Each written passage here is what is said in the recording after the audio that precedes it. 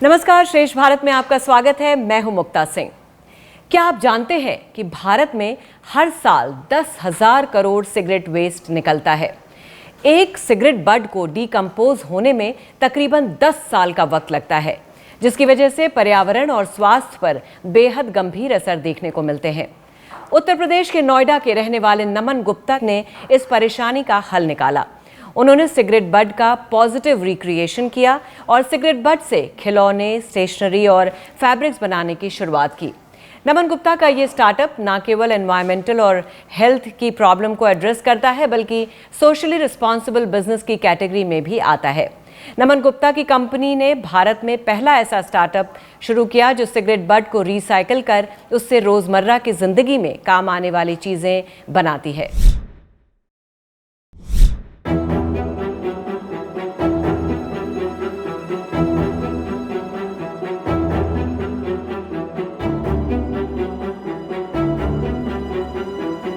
Cigarette को धुएं में उड़ाने के बाद बच जाता है उसका बड।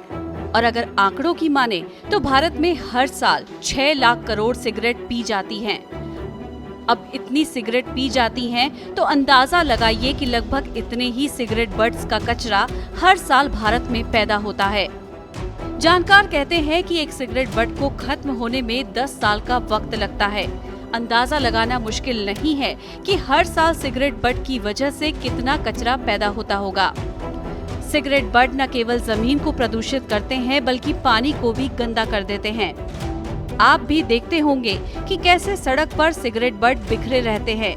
ऐसा ही कुछ नमन गुप्ता ने भी देखा और उन्होंने इस कचरे से कमाल का आइडिया निकाला। चारों ओर बिखरे इस कचरे का नमन ने कमाल का इस्तेमाल किया।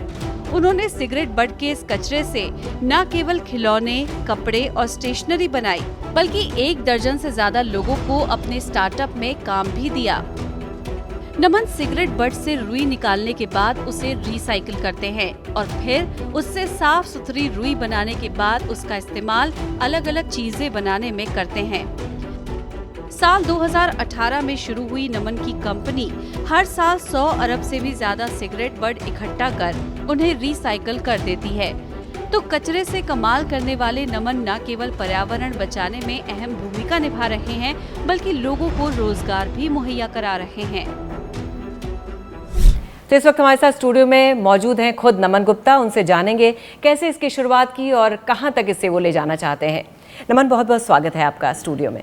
ये वाकई एक यूनिक आइडिया है और शायद आप पहले हैं भारत में इसे करने वाले। तो कैसे इसकी शुरुआत हुई और आप कैसे इसे आगे बढ़ाना चाहते हैं? जी, first of all thank you मेरे को अपने स्टूडियो में बुलाने के लिए। ये कंपनी कोड एफर्ट की शुरुआत हमने 2018 में करी। 2018 में मेरे को लगता था कि जैसे सभी जितने भी स्मोकर्स हैं उन सबको भी यही लगता है कि ये कॉटन है और ये मिट्टी में मिल के डिकम्पोज हो जाएगा, पर ये एक मिथ है। और क्योंकि जो सिगरेट बड्स में जो फाइबर होता है या जो फ़िल्टर होता है वो एक प्लास्टिक टाइप का आइटम होता है, जिसको आपने जैसे बताया कि 10 से 12 साल लगते हैं नेचुरली डिकम्पोज होने में। तो इसी प्रॉब्लम को देखते हुए हमने एक ऐसा सल्यूशन तैयार करा जिससे हम इसको पूरी तरह रिसाइकिल करके इसके बहुत सारे प्रोडक्ट्स बना रहे हैं। मैं अपने दर्शकों को बता दूं, ये मात्र 29 साल के हैं अभी और इन्होंने इतने बड़ी पहल की है। आपका बैकग्राउंड क्या रहा है और इसके पहले भी आप लोग कुछ करते थे या ये पहली शुरुआत है आपकी? ये काम शुरू करने से पहले, जैसे मैं 94 बॉर्न हूँ, तो स्कूलिंग मैंने विश्व भारती पब्लिक स्कूल नोएडा से करी और अपनी स्कूलिंग कंप्लीट करी मैंने ईयर 2012 में। उसके बाद जैसे नॉर्मल स्टूडेंट लाइफ होती है, उसके बाद मैं बीकॉम करने के लिए दिल्ली यूनिवर्सिटी गया। और उस दौरान क्योंकि जब मैं अपने 3rd ईयर या फाइनल ईयर में था तो मेरे पास 2-3 ऑप्शन थे, या तो मैं और हायर स्टडीज़ के लिए या तो MBA या MCOM कर सकता हूँ, या तो कोई किसी कंपनी में जाके नौकरी कर सकता हूँ, और तीसरा ऑप्शन जो मैंने लकीली चूज़ करा कि अपना एक खुद का बिज़नेस करके अपना टाइम, एफर्ट्स और पैसा लगा के एक अपना बिज़नेस शुरू कर सकता हूँ, जिससे हमारे देश को भी एक अच्छा वेंचर मिले, सोसाइटी की जो प्रॉब्लम है सिगरेट बड्स को लेके वो भी सॉल्व हो सके, और हम एक made in India business model को ग्लोबल लेवल तक लेके जा सके। बिल्कुल, लगातार प्रधानमंत्री जी मेड इन इंडिया की बात कर रहे हैं और आपने एक बहुत ही ये बेहतरीन पहल की है। ये एंटरप्रेन्योरशिप की तलाश ने इस बिजनेस आइडिया को जन्म दिया, इसके लिए आपको प्रोत्साहित किया, या फिर आपने ये प्रॉब्लम देखा और इसका सोल्यूशन निकालने के लिए आपने इसकी शुरुआत की? जी, तो प्रॉब्लम पहले मैंने नोटिस करी, ये जो सिगरेट बट्स की प्रॉब्लम है ये मैंने ग्राउंड लेवल पे हमारे शहर नोएडा में नोटिस करी, क्योंकि लोग हर जगह स्मोकर्स हर शहर में हैं, सिर्फ नोएडा दिल्ली की बात ना करें अगर, पूरे ग्लोबली ये नंबर 1 लिटर्ड आइटम है। लेकिन नमन, मैं यहाँ पे आपको, अपने दर्शकों को बताना चाहूँगी कि नमन के घर में कोई भी सिगरेट नहीं पीता है, उसके बावजूद भी उन्होंने इस प्रॉब्लम को नोटिस किया। हाँ, बताइए। तो यही प्रॉब्लम को नोटिस करते हुए हमने एक ऐसा मॉडल तैयार करा कि जिससे हम रोज़गार भी दे सकते हैं लोगों को और इससे एक अपना करियर बना के इसको एक एज अ बिज़नेस मॉडल आगे परसू कर सकते हैं।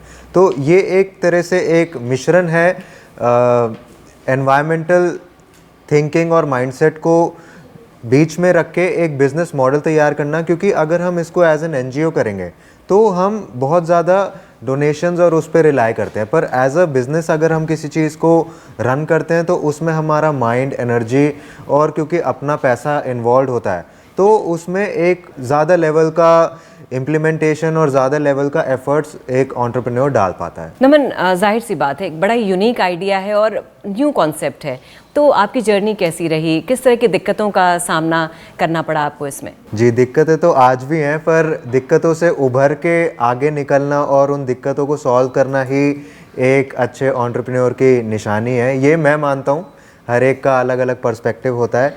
तो जब हमने शुरुआत करी 2018 में इस काम को मार्केट में प्रमोट करने की, तो क्योंकि ना हमें पता था कि सिगरेट वेस्ट नाम की कोई चीज़ है, तो इसी तरह पब्लिक को भी या जो नॉर्मल सिटीजन्स हैं उनको भी नहीं मालूम था कि इस टाइप का भी कुछ काम मार्केट में हो रहा है। तो सबसे पहली प्रॉब्लम जो हमने फेस करी वो थी अवेयरनेस या जागरूकता की। तो धीरे धीरे हमने कॉर्पोरेट कंपनीज़ में जाके एक डब्बा लगाना शुरू करा जिससे लोग उसमें अपना सिगरेट बट फेंक पाते थे। जो सिगरेट बेचने की दुकानें हैं उनके साथ हमने काम करना शुरू करा, जिससे जो लोग रोड साइड या ओपन एरिया में पब्लिक स्मोकिंग करते हैं उनको भी हम अवेयर कर पाएँ। प्लस जो रैक पिकर्स हैं या जो कूड़े वाले हैं हमारे या सफाई कर्मचारी हैं उनके साथ हमने काफ़ी मिलकर काम करा, जिससे वो अगर हमें नॉर्मल कचरे से ये अगर वेस्ट अलग करके दे रहे हैं तो उन्हें एक इंसेंटिव हमने प्रोवाइड करना शुरू करा, जिससे उन्हें भी थोड़ा सा एक एडिशनल इनकम हो पाए और हमें रेगुलर बेसिस पे रॉ मटेरियल यानी कि ये सिगरेट बट्स रेगुलर बेसिस पे मिल पाए। डिब्बा लगाने की आप बात करें, किस तरह का डिब्बा आपने लगाया? ये डिब्बा जो है ये बेसिकली एक हमारा ब्रांड है वी बिन्स के नाम से, इसका फुल फॉर्म है वैल्यू बिन्स। ये वैल्यू बिन्स का काम सिंपली ये है कि जो लोग सिगरेट पी रहे हैं उसमें डालें, जिससे कि हमारा सेग्रीगेशन एट सोर्स भी हो जाता है और हमें एक रेगुलर बेसिस पे कलेक्शन करने में थोड़ा सा इजी भी हो जाता है।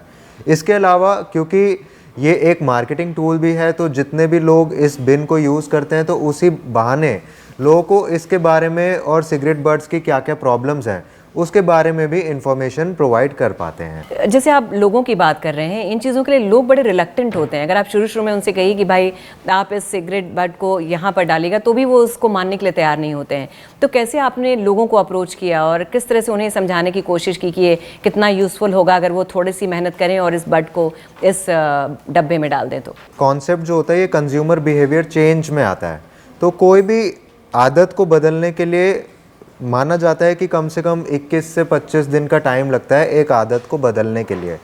तो स्टार्टिंग में जैसे हमने एग्जाम्पल के तौर पे मैं लेता हूँ कि हमने किसी अगर कैफ़े में हमारा डब्बा लगाया या कमर्शियल स्पेस में हमने एक डब्बा लगाया, तो पहले 1-2 महीने बहुत ज़्यादा कलेक्शन नहीं होता है। पर जब लोग उस डब्बे को हर दिन देख रहे हैं और अगर कोई आदमी उन्हें बताता है या कोई अगर वो इनिशिएटिव अपनी तरफ से लेते हैं कि हम इधर उधर फेंकने की जगह अगर एक प्रॉपरली सिगरेट बट को इस डब्बे में डालेंगे, तो धीरे धीरे आदत भी बदलती है। और क्योंकि आजकल गवर्नमेंट बहुत सारे इनिशिएटिव्स ले रही है और हर एक आदमी का माइंडसेट चेंज हो रहा है कि हम कुछ एनवायरनमेंट के लिए कुछ काम करें, और क्लाइमेट चेंज हम लोग डेली बेसिस पे ना ही सिर्फ देख रहे हैं बल्कि महसूस भी कर रहे हैं और उसका प्रॉब्लम्स हम फेस भी कर रहे हैं। तो हर कोई आज की डेट में आगे बढ़ना चाहता है और हमारे पर्यावरण को साफ देखना चाहता है। इसी बहाने से प्रॉब्लम भी सॉल्व हो जाती है और रॉ मटेरियल भी कलेक्ट हो जाता है और हमारा पर्यावरण भी बच जाता है।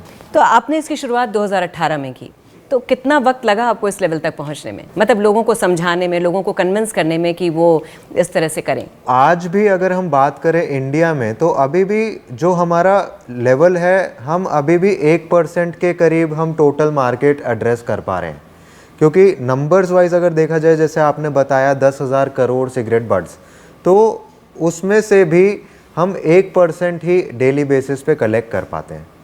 तो अभी भी बहुत लंबा सफ़र हमें तय करना है, क्योंकि जो जागरूकता है वो अभी भी इतनी नहीं है कि हम ये कह सकें कि हम पूरे देश भर में इसको फैला चुके तो हैं। अभी आप कितने शहरों तक पहुंच पाए हैं नमन? तो शहर वाइज अभी कलेक्शन हमारी 200 से ज़्यादा डिस्ट्रिक्ट में सिगरेट बड्स कलेक्ट होता अच्छा, है। 200 से ज़्यादा तक पहुंच गए हैं। शुरुआत हमने 10-20 ग्राम से करी थी 2018 में, और आज की डेट में हम 1000 से 1500 kg कलेक्ट कर लेते हैं डेली बेसिस पे। वैसे तो प्रोसेस लंबा होता होगा, लेकिन इसको रिसाइकिल करने का प्रोसेस क्या होता है? प्रोसेस हमने कोशिश करी है कि हम ज़्यादा इजी तरीके से और कम समय में कर पाएँ, पर क्योंकि सिगरेट पीने वाले बहुत हैं और अलग अलग कंपनीज़ हैं जो इसको बनाती हैं, तो क्योंकि जाहिर सी बात है अलग अलग कंपनीज़ हैं, तो शेप, साइज़, उसका कंडीशन अलग अलग तरीके का होता है। तो सबसे पहला स्टेप होता है कि इस पे से 3 चीज़ों को अलग करने का, सिगरेट के पेपर को, फ़िल्टर को और अंदर का जो थोड़ा बहुत तंबाकू बच जाता है। इन तीनों चीज़ों को जब अलग अलग हम कर लेते हैं, इसके लिए हमने लगभग 50-60 लेडीज़ को अपने गांव में रोज़गार दिया है, जो ये डेली बेसिस पे ये सिगरेट बड्स को अलग अलग करने का काम करती हैं। और जब ये अलग हो जाए, उसको हम फिर तीनों मटेरियल्स को, तंबाकू को हम रिसाइकिल करके खाद बनाते हैं। जो हमारा पेपर हमें रिसीव होता है, ऊपर का जो कागज़ होता है, उसको रिसाइकिल करके हम स्टेशनरी आइटम्स बनाते हैं, जैसे कि कैरी बैग्स, एनवलप्स, डायरीज़ और बहुत सारे पेपर प्रोडक्ट्स। और जो अंदर का फाइबर है, उसकी हमने एक टेक्नोलॉजी तैयार करी है, मशीन ऑटोमेटेड प्रोसेस है। उस प्रोसेस के थ्रू हम रिसाइकिल करके इसको एज अ स्टफिंग यूज़ करते हैं टॉयज़, कुशन्स और मैट्रेसेस में, और उसके अलावा हम इसका कपड़ा भी बनाते हैं। तो इसमें नमन डायरेक्टली या इनडायरेक्टली कितने लोगों को रोज़गार मिला है? डायरेक्टली अगर बात करें तो 100 से ज़्यादा महिलाएं हमारे साथ जुड़ी हैं, जो इसमें कोई सेपरेशन का काम, मतलब सिगरेट बड्स अलग करने का काम करती हैं, कोई पेपर के प्रोडक्ट्स बनाने में मदद करती हैं और कुछ टॉयज़ और कुशन्स बनाने में हमारी मदद करती हैं। उसके अलावा पूरे देश भर में 200 से ज़्यादा डिस्ट्रिक्ट जो मैं बता रहा हूँ, उसमें 2000 से ज़्यादा रैक पिकर्स हमारे साथ जुड़े हुए हैं, जो हमें डेली बेसिस पे सिगरेट बड्स अलग अलग करके हमारी फैक्ट्री नोएडा तक हमें उपलब्ध कराते हैं। जो भी इससे बने प्रोडक्ट्स होते हैं, उसे आप कैसे बेचते हैं और क्या लोग उसे एक्सेप्ट करते हैं? सस्टेनेबल प्रोडक्ट्स और अपसाइकल प्रोडक्ट्स का मार्केट जो है वो ग्रोइंग मार्केट है हिंदुस्तान में। बाहर का मैं अभी कुछ ज़्यादा कमेंट नहीं करूँगा, पर हिंदुस्तान में क्योंकि अभी बहुत प्राइस सेंसिटिव और बहुत मार्केट जो है वो अभी इतना ज़्यादा डाइवर्सिफाई नहीं हुआ है, तो एक्सेप्टेंस अभी कम है। पर लोग ऐसे भी हैं जैसे जेन वाई, जेन जी और कॉर्पोरेट कंपनीज़, इवन जो गवर्नमेंट है, वो भी ऐसे नए नए इनिशिएटिव्स ले रही हैं जिससे वो रिसाइकल प्रोडक्ट्स का ज़्यादा यूटिलाइजेशन कर पाएँ और एक अपना इनिशिएटिव लें, ग्रीन इनिशिएटिव कह सकते हैं या एक सस्टेनेबल इनिशिएटिव, जिससे कि हमारा पर्यावरण भी बचे और हमारे जो बिलो पॉवर्टी लाइन पीपल हैं या विमेन एम्पावरमेंट के लिए जो इनिशिएटिव ले सकते हैं वो लें, और धीरे धीरे इस बिज़नेस को ग्रो करने में हमारे साथ जुड़ के एक कलेक्टिव एफर्ट कर पाएँ। नमन, आपका बिजनेस जो है सिर्फ बिजनेस नहीं है, बल्कि सही मायने में सोशली रिस्पॉन्सिबल बिजनेस की कैटेगरी में आता है। तो क्या उम्मीद करते हैं आप समाज और सरकार से? जी, सबसे पहले जो मैं उम्मीद करता हूँ समाज से, वो ये करता हूँ कि अगर आप स्मोक करते हैं तो इससे अच्छी कोई चीज़ नहीं हो सकती कि इसको आप छोड़ दें, क्योंकि इससे कोई लाभ नहीं है, ना ही आपको ना ही हमें। काफ़ी मुश्किल चीज़ मांग रहे हैं आप समाज से। हाँ, पर आपकी अपनी हेल्थ के लिए ही मैं, इससे मेरा बिजनेस का नुकसान हो सकता है, पर हाँ डेफिनेटली आपकी हेल्थ ज़्यादा इम्पॉर्टेंट है हमारे लिए एज अ सोशल एंटरप्रेन्योर। मैं ये मानता हूँ कि अगर हमारा देश और हमारे समाज के सारे लोग स्वस्थ हैं तो व्यस्त भी रहेंगे वो। तो उसके अलावा अगर आप सिगरेट पीते हैं या आप देखते हैं कोई स्मोक कर रहा है, तो उनसे बस आप एक रिक्वेस्ट कर सकते हैं कि अपना सिगरेट बड एक डब्बे में या एक अच्छे तरीके से उसको कलेक्ट करके हमारे तक पहुंचाएं, जिससे हम उसको रिसाइकल करके उसके प्रोडक्ट्स बना सकते हैं। और जो कंज्यूमर्स हैं उनसे भी यही रिक्वेस्ट रहेगी कि अगर आप अपनी तरफ से एफर्ट्स डाल के थोड़ा सा हैंडमेड प्रोडक्ट्स यूज़ करना शुरू करें या सस्टेनेबल प्रोडक्ट्स यूज़ करना शुरू करें, तो उससे हिंदुस्तान के जितने नए प्रोडक्ट्स हैं उनको भी बढ़ावा मिलेगा और हमारे पर्यावरण में प्लास्टिक फ्री बनने में भी हेल्प होगी। और इसके अलावा अलग अलग इनिशिएटिव्स लेने में लोग आगे आना शुरू करेंगे। तो नमन, विजन क्या है? खुद को आप कहाँ देखते हैं 5 सालों में? 5 सालों में हम जैसे अभी 1-2% ऑफ टोटल मार्केट हम एड्रेस कर रहे हैं, तो हम चाहते हैं और अपनी तरफ से कोशिश कर रहे हैं कि जैसे अभी हम 30 से 40 टन पर मंथ रिसाइकिल कर रहे हैं, उसको 10 गुना बढ़ा के कम से कम 300-400 टन तक लेके जाएं।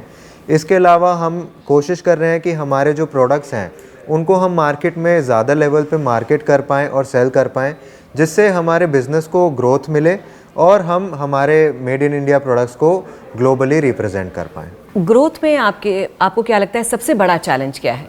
ग्रोथ में चैलेंज है डेफिनेटली मार्केटिंग और मार्केट एक्सेस, क्योंकि जब लोगों को इसके बारे में पता ही नहीं है तो वो कैसे हमें सपोर्ट कर पाएँ।